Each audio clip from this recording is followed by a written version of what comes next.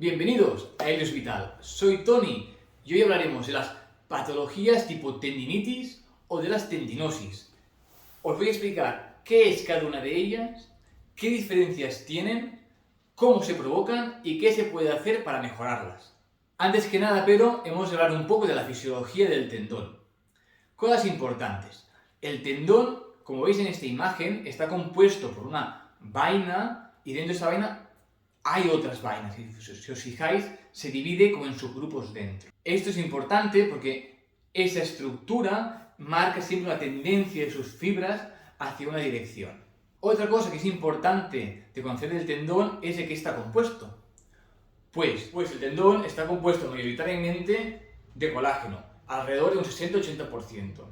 También hay un 20-30% de agua y los porcentajes restantes serían células propias del tendón, como serían los fibroblastos. Entonces, sabiendo esto, ya podemos empezar a pensar que si yo tengo en alimentación un buen aporte proteico y una buena ingesta de agua, el tendón estará bien nutrido.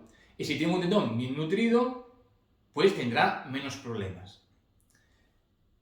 Aquí hay que hacer un matiz, porque tener un buen aporte de agua no significa solamente beber 2 litros de agua al día. Eso significa tener una buena conducta de la sed.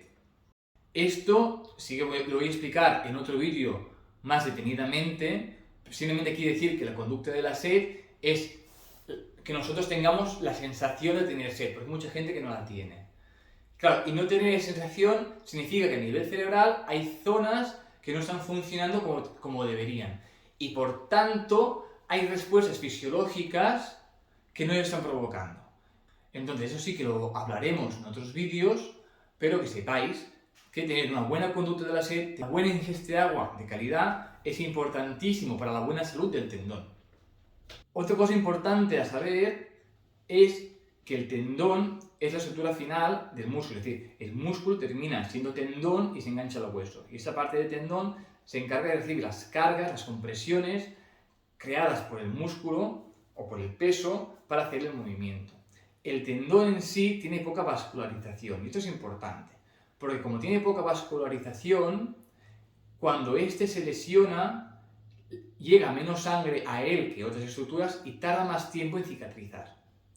Entonces, las lesiones de tendón, como veremos próximamente, son lesiones que tardan su tiempo en mejorar, no mejoran de un día para el otro. Entonces, dicho esto, hemos de entender cómo se crean las fibras de colágeno y cómo se puede lesionar el tendón. Tenemos 3 posibilidades.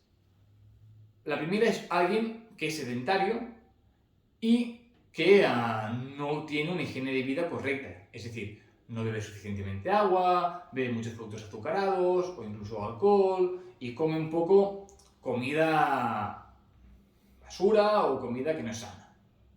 Entonces, esta persona, como es sedentaria, el tendón no está trabajando y no va a crear suficientes fibras de colágeno. De hecho, va a hacer menos. Y seguramente en su estructura, la orientación de las fibras que hemos dicho al inicio, que están todas rectilíneas, como no está haciendo un trabajo de tracción y de tensión, esas fibras seguramente no se van a hacer en la dirección que toca. Esto hará que este tendón sea muy débil. El otro caso es la gente que hace un ejercicio moderado.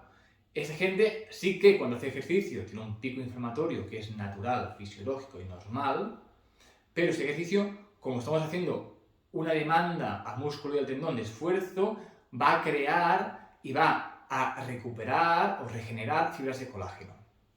Y esta parte es la que nos interesa, porque es allí donde debemos estar nosotros en nuestro estilo de vida. Y la otra parte es hacer un exceso de ejercicio o tener un trabajo que nos obliga a hacer un exceso de actividad de ese músculo o tendón y por exceso lo lesionamos. La repetición hace que el tendón se lesione y ahí hay una inflamación. Entonces, tenemos 2 procesos de posible lesión del músculo. Entonces tenemos 2 procesos de posible lesión del tendón. Uno que sería la mala organización de fibras debido a una mala higiene de vida. Y otro sería una inflamación del tendón debido a un sobreesfuerzo. Sí que aquí hay que saber si tenemos una inflamación del tendón por un sobreesfuerzo, si esto se cronificara en el tiempo y no se curase bien, podríamos tener también una desorganización de estas fibras. Entonces seríamos, como el caso 1, con un tendón que sí que se ha trabajado, pero no se ha curado bien, no se ha cicatrizado correctamente. Y aquí ya podemos empezar a suponer qué es la tendinitis y qué es la tendinosis. A esas alturas supongo que si alguno de vosotros habéis sufrido problemas de tendones, podéis pensar, ostras, pues yo estoy más en la casilla 1, o de sedentarismo, o estoy más que me he pasado haciendo un deporte o una actividad y me he lesionado. Y ya empezáis a ver hacia dónde van los tiros. Entonces sí que ahora ya podéis empezar a entender qué es la tendinitis y qué es la tendinosis y qué podemos hacer por ellas. Primero, la tendinitis. La tendinitis es una inflamación del tendón. Por lo tanto, es en el caso número 3 que nos hemos pasado de vueltas y el tendón se ha lesionado, se ha hecho daño. Entonces, el cuerpo crea una inflamación para intentar regenerar este tejido. ¿Y qué lleva la inflamación? Pues lleva, aparte de dolor, enrojecimiento y calor de la zona. Y el dolor normalmente es al movimiento. Cuando hacemos el estiramiento o hacemos una contracción de ese músculo que exige el tendón de trabajar, duele. Eso es la tendinitis. La tendinosis es una condición que se caracteriza por daño y degeneración del tejido, es decir, que está desorganizado. Y lo curioso de ella es que no hay una inflamación. Por lo tanto, en esta, los antiinflamatorios no funcionan bien. En la anterior, la tendinitis, sí, porque es una inflamación. Pero aquí no hay una inflamación, sino hay una desorganización, una degeneración del tejido, provocada por una acumulación de lesiones, por un mal estilo de vida o por una lesión mal curada. Ahora yo creo que ya podéis ver los dos grupos. Entonces, ¿qué hacer en cada uno de ellos? Como hemos dicho, si hay una inflamación, es decir, una tendinitis, lo sabemos por el calor, el tipo de dolor al movimiento y que los antiinflamatorios van a calmar el dolor. Sí que aquí voy a hacer un matiz. Los antiinflamatorios están aconsejados en fases iniciales. Es decir, yo tengo un dolor de ese tipo, pero llevo 2 meses, quizá el antiinflamatorio no es lo más aconsejado. Hablar con vuestro médico y que os aconseje qué hacer. Por otro lado, frente a la tendinosis, sabemos que hay un problema de desorganización del tejido y lo que hemos de hacer es intentar que ese tejido se recupere y se reorganice correctamente. ¿Cómo vamos a hacer todo esto? Primero, para el tratamiento de la tendinitis y de la tendinosis sí que hay diferencias, pero es importante que en ambas se visite a un fisioterapeuta o osteópata.